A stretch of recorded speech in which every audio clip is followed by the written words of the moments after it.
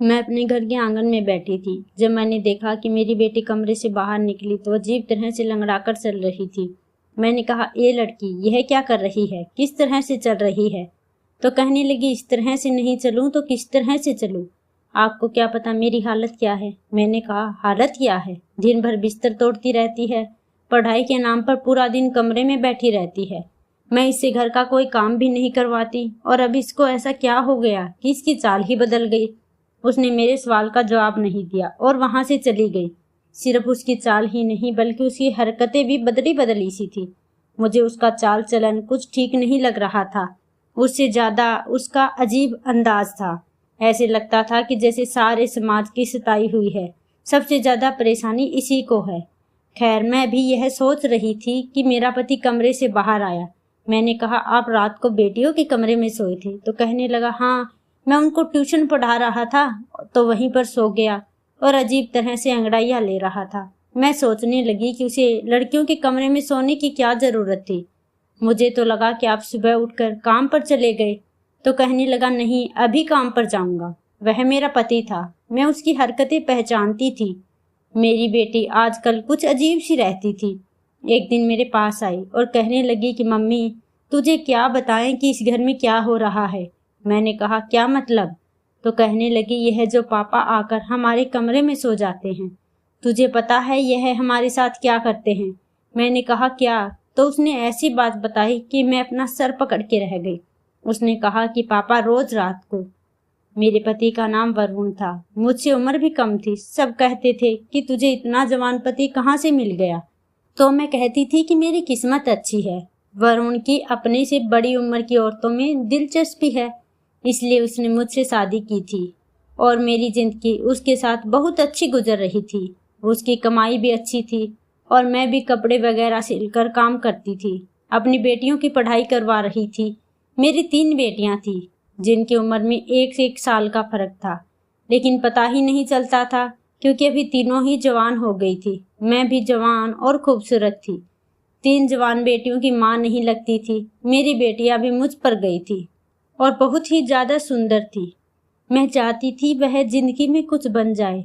उनकी पढ़ाई करवा रही थी ताकि वे बड़ी अफसर बन जाएं। वरुण बहुत ज्यादा पढ़ा लिखा था। वह खुद ही मेरी बेटियों को ट्यूशन पढ़ाया करता था। पर आजकल जो इस घर में हालत चल रही थी वह कुछ ज्यादा ही अजीब थे। एक रात को वरुण अचानक से उठा और कहने लगा कि मैं चलता हूँ। मैंने कहा, कहाँ? तो कहने लगा कि बेटियों को पढ़ाई करवाने। मैंने कहा, इस टाइम? तो उसने कहा, अरे तुझे नहीं पता, उन लोगों के टेस्ट चल रहे हैं। अब पढ़ाई में क्या दिन और क्या रात, रातों को पढ़ना पड़ता है, तब कहीं जाकर अच्छे नंबर आते हैं। तुझे नहीं पता, आजकल बड़ा कंपटीशन है। मैंने कहा, अच्छा। कभी कभी मुझे बड़ी खुशी भी होती थी कि उसे बेटियों की बहुत फिक्र थी। एक दिन मैं बाजार जा रही थी जब मुझे मेरी एक सहेली मिली। उसने कहा, क्या हाल है तेरा और तेरा पति कैसा है? मैंने कहा, ठीक है, बिल्कुल, बड़ी अच्छी जिंदगी गुजर रही है। यह बात सुनकर मेरी सहेली हैरान हुई और कहने लगी कि अच्छा, तेरी जिंदगी अच्छी गुजर रही है, पर मैंने तो कहा था कि तेरी उसके साथ जिंदगी कभी अच्छी नहीं गुजरेगी। मैंने कहा कि हाँ, मुझे याद है, तू तो मेरी शादी वाले दिन मुझे मंडप से उठाने के लिए आ गई थी। तूने वरुण को किसी लड़की के साथ पकड़ लिया था ना? लेकिन देख, यह मर्द जो होते हैं ना, इनका शादी से पहले 100 जगह चक्कर होता है, लेकिन वह लड़की उनके लिए सबसे ज्यादा आगे होती है जिससे शादी करते हैं। वरुण खूबसूरत है, जवान है, उसके पीछे हजारों मर्दी होंगे, पर शादी तो उसने मुझसे की। फिर वह कहने लगी कि चल, अच्छी बात है, कोई अपने घर में खुश रहे तो हमें क्या। तेरा पति आंखों का बड़ा कच्चा है, उसकी आंखें बड़ी मटकते हैं। मैंने कहा, अब ऐसा नहीं होता, अब मैं ही हूँ जो उसे अपनी उंगली पर लपेट लिया है। हम दोनों ने हंसना शुरू कर दिया। उसने कहा कि यह तो फिर बहुत अच्छा हुआ, अगर तूने ऐसा कर लिया तो और क्या चाहिए। चल ठीक है, मैं चलती हूँ, घर बदल रही हूँ इसलिए बहुत बिजी हूँ।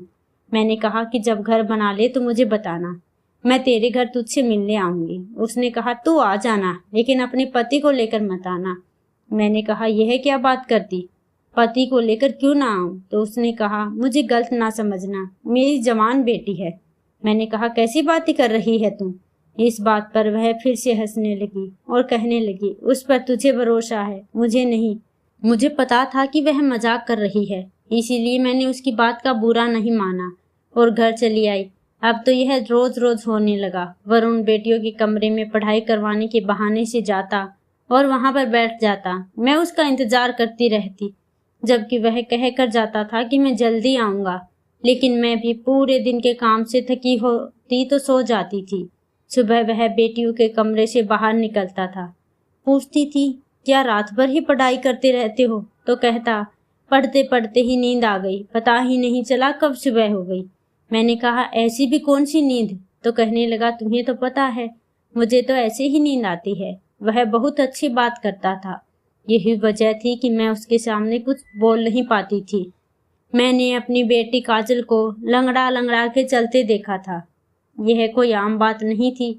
आखिर क्या मामला था? जब मैंने उससे पूछा तो वह कहने लगी कि कोई बात नहीं है, मैं ठीक हूँ, और ठीक तरह से चलने की कोशिश करने लगी।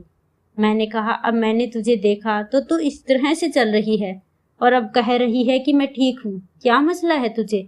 तो कहने लगी कि कोई मसला नहीं है, मुझसे नजरें नहीं मिला रही थी, शायद कोई बात थी जो वह छुपा रही थी। एक दिन मेरी तीनों बेटियां मेरे पास आकर बैठ गईं और कहने लगी कि मम्मी, हमने कभी ख्याल नहीं किया, लेकिन आपने हमारे लिए बहुत कुर्बानी दी है, हमें आपसे बहुत लगाव है, आप हमें बहुत अच्छे लगते हैं। मैंने उनको प्यार किया और कहा, क्या हो गया? तो कहने लगी कि नहीं, बस हमें एहसास हो गया है कि आप बहुत अच्छी इंसान हैं। आपने हमेशा अपने बारे में नहीं बल्कि हमारे बारे में सोचा है। मैंने कहा, कोई बड़ी बात नहीं, माँ तो ऐसी ही होती है, तुम लोगों को आज क्या हो गया? थोड़ी देर के बाद मैं देखकर हैरान रह गई कि तीनों रोने लगी। लेकिन जैसे ही वरुण वहां पर आया और उसने उन तीनों को देखा तो वे फौरन अपने आंसू पोंछने लगी। मैंने कहा, देखो तो तुम्हारी बेटियां आज कैसी बातें कर रही हैं, पता नहीं इनको क्या हो गया है, लगता है इन सब ने कोई इमोशनल फिल्म देख ली है। तो वह हंस पड़ा और कहा, फिल्म तो नहीं देखी, लेकिन लगता है इनका दिमाग खराब हो गया है। उसने यह बात ठीक से नहीं बोली और उनको डांट भी लगाती। मैंने कहा, तुम क्यों गुस्सा कर रहे हो?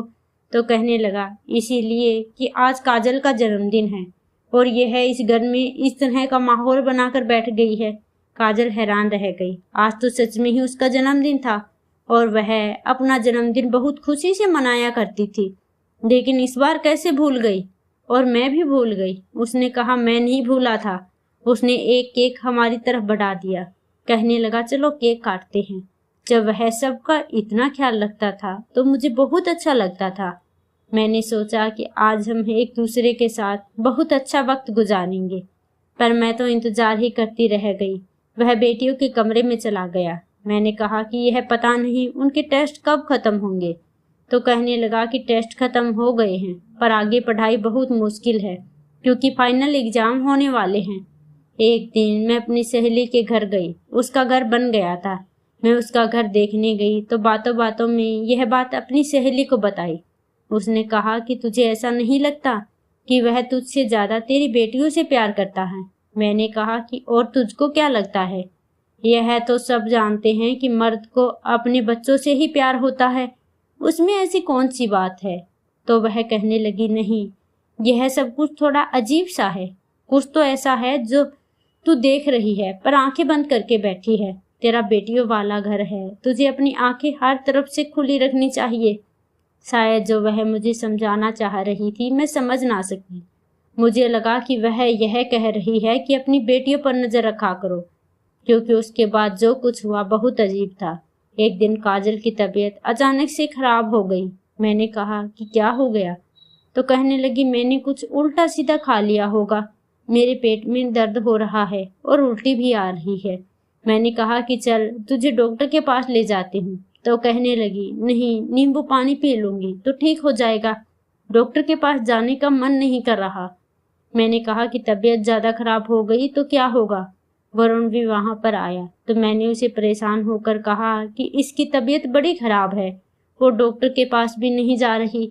उसने कहा कि इतनी भी खराब नहीं है, पढ़ाई की टेंशन की वजह से ऐसा हुआ होगा, ठीक हो जाएगा। वैसे तो वह उनकी बड़ी फिक्र करता था, लेकिन आज ऐसे कह रहा था कि जैसे उसको कोई फिक्र ही नहीं है। उसने कहा छोड़ दो, थोड़ी देर में ठीक हो जाएगी। मैंने कहा कि यह क्या बात हुई? तो कहने लगा कि जवान लड़की है, जवान बंदे जल्दी ठीक हो जाते हैं। तू चल मेरे लिए खाना लगा दे, मुझे बहुत भूख लगी है। वरुण मेरी बेटियों का इतना ख्याल रखता था, इसलिए उसकी इस हरकत ने मुझे हिलाकर रख दिया। आज उसने काजल की फिक्र क्यों नहीं की?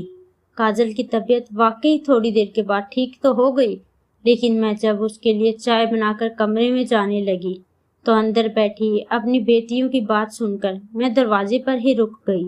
वे कह रही थी कि भगवान करे कि यह कुत्ते की मौत मरे, इसको सुकून ना आए, शमशान ले जाने के लिए ऐसा कुछ ना बचे। ऐसा बुरा आदमी हमने अपनी जिंदगी में नहीं देखा और हमारी माँ का दिमाग खराब कर रखा है। यह बातें सुनकर मैं हैरान रह गई। ये किसके बारे में बात कर रही थी? फिर वे कहने लगी कि अगर माँ को तेरे बारे में पता चला तो वे जीते जी मर जाएगी। काजल कहने लगी कि दिल कर रहा है कि मैं खुद ही खुदकुशी कर लूं। अब मैंने सोच लिया कि मैं सीधे अंदर चली जाऊंगी और इन सब से पूछूंगी ये क्या बातें कर रही हैं, लेकिन इससे पहले ही वरुण ने मुझे बुला लिया। मैंने कहा कि वे हमारी बेटियां कुछ अजीब सी बातें कर रही हैं, पता नहीं किसको कौन बुरा लगता है। मुझे लगता है कि काजल हमसे कुछ छुपा रही है। वरुण ने मुझे एक तोहफा दिया और कहा कि तुम इसको छोड़ो और मेरी तरफ देखो। आज उसका मूड बहुत अच्छा था, उसकी बातों में मैं लग के भूल गई। लेकिन सुबह सुबह काजल को होश ही नहीं आ रहा था। अब तो उसे डॉक्टर के पास ले जाना था, लेकिन वरुण अभी भी कह रहा था कि डॉक्टर के पास ले जाने की क्या ज़रूरत है। हम मजबूरी में उसे डॉक्टर के पास ले गए तो डॉक्टर ने टेस्ट किया और घर पर भेज दिया। कहने लगे कि इसको बहुत कमजोरी हो रही है, लगता है खाना ठीक से नहीं खाती। टेस्ट की रिपोर्ट मैं फ़ोन पर बता दूंगा। और रिपोर्ट देखकर तो जैसे हम लोगों की जिंदगी बदल कर रह गई। डॉक्टर ने ऐसी बात बताई। जब मैंने यह बात सुनी तो मैंने फ़ोन रखा और काजल के कमरे में कदम रखा और कहा कि इस दिन के लिए तुझे पढ़ाया लिखाया था, तुझे आज़ादी दी थी कि तू यह सब करे। बाकी सभी मुझे हैरान होकर देखने लगी, लेकिन काजल जानती थी कि मैं क्या बात कर रही थी, इसीलिए उसने सर झुका लिया, क्योंकि मुझे डॉक्टर ने बताया था कि आपकी बेटी माँ बनने वाली है और उसने अपने बच्चे को ख़त्म करने के लिए कोई गोली खाई है, जिसकी वजह से उसकी हालत खराब हो गई। लेकिन बच्चा सही सलामत है और उसे कुछ नहीं हुआ। काजल ने रोना शुरू कर दिया। मैंने कहा कि बता यह किसका पाप है, तो उसने कहा कि सब कुछ बताती हूँ और मुझे अपने कमरे में ले गई। वहाँ जाकर उसने मुझे अकेले में जो कहानी सुनाई और कहा कि यह सब मेरी गलती है, मेरी वजह से हुआ। मैंने कहा ऐसे कैसे, किसी और का कसूर नहीं है, बता कौन है वह लड़का, उसी के साथ तेरी शादी करवाऊंगी। तो वह कहने लगी कि वह कभी शादी नहीं करेगा और वह इस देश में नहीं है, बस आप इस बात को ख़त्म कर दें। मैंने कहा अब यह बात इस तरह से ख़त्म नहीं होगी, पर वह कहने लगी कि बस मेरी गलती है, मुझे जो सज़ा दोगे मुझे कोई मसला नहीं, चाहे तो मेरी पढ़ाई ख़त्म करवा दो, मुझे घर बिठा दो, किसी बूढ़े के साथ मेरी शादी कर दो। और मैं बहुत परेशान थी, लेकिन उसकी बातें सुनकर मुझे ऐसे लगने लगा कि जैसे वह मुझसे भी ज़्यादा परेशान है। मुझे उसकी फिक्र हो रही थी और उसकी हालत बिगड़ती जा रही थी। हम दोबारा डॉक्टर के पास लेकर गए तो डॉक्टर ने कहा कि दवाई का असर है कि बच्चा इस दुनिया में नहीं रहा। पता नहीं यह अच्छी बात थी या बुरी। मैं उससे बात कर बार बार पूछ रही थी कि यह किसका पाप है, लेकिन वह नहीं बता रही थी। उसने अपनी जुबान पर ताला लगा रखा था और मुझे उसकी आंखें बता रही थी कि वो कोई बहुत बड़ी वजह है। काजल तो मेरी अच्छी बेटी है, पढ़ाई में भी बहुत अच्छी है, उसका ऐसी बातों में कोई ध्यान नहीं था। वह सबसे बड़ी थी और खूबसूरत, समझदार थी, फिर अचानक से यह सब कुछ कैसे कर सकती थी? मैं परेशान थी और यह बात मैंने वरुण को भी बताई, लेकिन वरुण कहने लगा कि जो होना था वह हो गया, अब इस बात का जिक्र करके क्या फ़ायदा। धीरे धीरे उसकी हालत ठीक हो गई और मैंने मामला भी ख़त्म कर दिया और मैंने फैसला किया कि अब हम उसको नहीं पढ़ाएंगे, बस इस बार परीक्षा में बैठाकर उसके बाद सब खत्म। तो वरुण ने कहा नहीं नहीं, इसमें काजल की कोई गलती नहीं है। मैंने कहा क्या, तुम्हें उसकी इतनी फिक्र क्यों है? तो वह कहने लगा कि फिक्र नहीं करूं तो क्या करूं। और फिर मैं कुछ दिन के बाद अपनी सहेली के घर गई और अपनी परेशानी उसको बताई। वह थोड़ी सी उल्टी बातें जरूर करती थी, लेकिन थी तो मेरी सहेली। उसने कहा कि मैंने तुझे पहले ही कहा था कि मसला बाहर नहीं तेरे घर के अंदर ही है। मैंने कहा तू कहना क्या चाहती है, मुझे खुलकर बता। उसने कहा कि मुझे खुलकर कुछ नहीं बताना, लेकिन तुझे खुद यह सब कुछ समझना होगा। देख तेरे घर में कौन है, तेरी बेटियां कहाँ जाती हैं, उनके कमरे में कौन रहता है, कौन है ऐसा जो उनके साथ यह सब कुछ कर सकता है। तुझे बहुत बारीकी से हर बात के बारे में सोचना पड़ेगा, तब जाकर तू यह पता कर पाएगी कि यह सब कुछ किसने किया है। नहीं तो इसी तरह पागल हो जाएगी, लेकिन मिलेगा कुछ नहीं। वह ठीक ही कह रही थी। कोई तो ऐसी बात थी जिसको मैं देख नहीं रही थी। मैं आजकल बहुत परेशान थी। जब मैंने एक दिन वरुण को फोन पर बात करते हुए सुना, वह कह रहा था कि मैं तो स्वर्ग में रहता हूँ, मेरे साथ बहुत अच्छा हो रहा है, मेरे आसपास तो परियां ही परियां हैं। इस बात पर वह हंसने लगा। एक तरफ हमारे घर में इतना बड़ा तूफान आया था कि अभी तक कोई नॉर्मल नहीं हो पाया, तो दूसरी तरफ यह इतना खुश होकर किससे बात कर रहा था। कहने लगा, औरत बड़ी छलनी होती है और मेरे वाली से बड़ी पगड़ी तो कोई नहीं। मैं जल्दी से कमरे के अंदर चली गई तो उसने फोन रख दिया। मैंने कहा कि किससे बात कर रहे हो, तो वह कहने लगा कि मेरी मौसी है ना, उससे बात कर रहा था, और बात को टाल दिया। मुझे अचानक अपनी सहेली की बात समझ आने लगी। वह इशारा किस तरफ कर रही थी अब मुझे समझ आ रहा था। वरुण ही तो था जो मेरी बेटियों के कमरे में जाता था और मैं भी बेफिक्र होकर सो जाती थी। अब मेरे पास एक ही रास्ता था, अगर वरुण से सवाल करती तो वह झूठ बोलता। मुझे यह जानने के लिए एक बढ़िया से प्लान की जरूरत थी कि वह कमरे में करता क्या था, और मेरे दिमाग में प्लान आ चुका था। मैंने सोच लिया था कि मैं चुपके से अपनी बेटियों के कमरे में जाऊंगी। सुबह मैंने उनके कमरे में एक अलग से अलमारी रखवा दी। वह कहने लगी कि क्या मम्मी, इस अलमारी को यहाँ क्यों रख रखी है। मैंने कहा बाहर जगह नहीं है, इसीलिए। मेरा इरादा उसके पीछे छुपने का था, क्योंकि अगर मैं उसके पीछे छुपी होती तो किसी को पता न चलता कि मैं वहां पर खड़ी हूँ। शाम हुई तो मैंने वरुण से कहा कि मैं अपनी सहेली के घर जा रही हूँ, उसके घर जगराता है, माता रानी की पूजा है, रात भर वहीं पर रहूंगी। उसने कहा कि हाँ चली जाओ, अच्छा है, तुम्हें भी अच्छा लगेगा। मैंने कहा हाँ, बड़ी परेशान हूँ इसलिए जा रही हूँ। मैं चाहती हूँ कि वह यह सोचे कि मैं घर पर नहीं हूँ, ताकि वह बेफिक्र हो जाए और जो भी करना चाहता है खुलकर करे। जबकि मैं शाम होते ही अलमारी के पीछे छुप गई। मेरी बेटियों ने खाना खाया, वे अपने कमरे में ही बैठी थी। जैसे ही रात हुई तो ऐसा हुआ कि मैं हैरान रह गई। वरुण कमरे में दाखिल हुआ। उसमें ऐसी कोई बात नहीं थी। वह इस समय उन्हें पढ़ाया करता था, पर उसने आते ही कहा बस करो यह पढ़ाई और काम पर लगो। मैंने सोचा कि यह क्या कह रहा है कि पढ़ाई बंद करो, यह तो उनको आता ही पढ़ाने के लिए था। उसने मेरी छोटी बेटी से कहा कि आज तेरी बारी है। फिर वहां वह सब होने लगा जो देखकर मुझे लगा कि मेरे घर को नरक बना दिया है और मेरी बेटियां उसके हाथों से इस्तेमाल हो रही थी। वह मेरी बेटियों के साथ बहुत बुरा कर रहा था और यह सब कुछ मेरे घर में मेरी नाक के नीचे हो रहा था, और मैं सोचती थी कि वह उन्हें पढ़ाता है। मैंने अपने फोन से फौरन वीडियो बना ली, क्योंकि यह जरूरी था। थोड़ी देर के बाद वह वहां से चला गया और मेरी बेटियां बैठकर रोने लगी। इसका मतलब वह बच्चा जो काजल के पेट में था वह मेरे पति का था। आज मुझे वह दिन याद आ गया जब मैंने वरुण से शादी करने का निर्णय लिया था, और सबने मुझे मना किया कि ऐसा ना कर।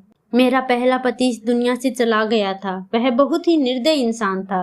रोज मुझ पर हाथ उठाता था, बिना वजह ही झगड़ा करने लगता था। कहता था कि तू लड़कियां पैदा करती जा रही है और मुझे बेटा चाहिए। उसने मुझे एक दिन भी खुशी नहीं दी और मेरा जीवन बर्बाद कर दिया। ये तीनों बेटियां उसी की थी। उसके देहांत के बाद मेरी जिंदगी में वरुण आया। जवान और कम उम्र का लड़का था जिसे मुझसे पागलों जैसी मोहब्बत थी, पर आज समझ आया कि उसे मुझसे कोई मोहब्बत न थी। वह तो किसी और काम से आया था। उसने तो एक तीर से 4 शिकार करने थे। मुझे सब लोगों ने कहा कि तू पागल हो गई है, स्वार्थी बन गई है, सिर्फ अपने बारे में सोच रही है, अपनी बेटियों के बारे में नहीं सोच रही। लेकिन मैंने सबसे कहा कि क्या मेरे सीने में दिल नहीं है, क्या मेरी इच्छा नहीं है? अगर मैं उससे शादी करना चाहती हूँ तो तुम सबको क्या समस्या है? और शादी के बाद वरुण ने हमेशा मेरी बेटियों को अपनी बेटी ही समझा था, लेकिन यह सब कुछ नाटक था। वैसे तो वह उनका बहुत ख्याल रखता था, इतना ख्याल जितना उसके बाप ने भी नहीं रखा। लेकिन उसने साबित कर दिया कि सौतेला बाप कभी अपने बाप की जगह नहीं ले सकता। मेरा कसूर तो यही था कि मैंने उस पर बहुत ज्यादा आंख बंद करके भरोसा किया था। पर उनके जाने के बाद मैं अपनी बेटियों के सामने आ गई। मुझे देख के वे हैरान रह गई। उनको पता चल गया कि मैं सब कुछ जान गई हूँ। मैंने कहा कि तुम सबने मुझे बताया क्यों नहीं? उन्होंने रोते हुए कहा कि वरुण ने हमें धमकी दी थी कि अगर हमने आपको बताया तो वह आपको जान से मार डालेगा। हम ऐसा नहीं चाहते थे, क्योंकि आपके अलावा हमारा था ही कौन, इसीलिए हम डर गए थे। उसने हमें कहा था कि मैं तुम्हारी माँ को बहुत आसानी से मार सकता हूँ, और वह ऐसा कर भी सकता था। फिर काजल के साथ जो कुछ हुआ उसका जिम्मेदार भी वही था, और यह सब कुछ बहुत वक्त से हो रहा था। मैंने कहा कि तुम लोगों को मुझे बताना चाहिए था। तुम्हारा अपना बाप जैसा भी था, लेकिन डरपोक नहीं था, बहादुर आदमी था। तुम्हारे अंदर उसी का खून है। मेरी बेटियां बहुत रो रही थी, पर मैंने उनको कहा कि बस अब सब खत्म हो गया, तुम सबका बदला लूंगी, तुम फिक्र नहीं करो। उन्होंने कहा कि आप क्या करोगी? मैंने कहा कि मैंने सोच लिया है कि मुझे क्या करना है। तुम लोग अपना सारा सामान बांधो और अपने स्कूल बदलने की तैयारी करो, क्योंकि हम यह शहर हमेशा के लिए छोड़कर जाने वाले हैं। 1 हफ्ता है तुम लोगों के पास, अपनी तैयारी करो, पर किसी को बताना नहीं। मुझे मेरी बेटियों ने कहा कि शहर छोड़ने से क्या होगा? मैंने कहा कि यहाँ लोग हमें ताना देंगे, बस तुम लोगों को जो कहा है वह करो।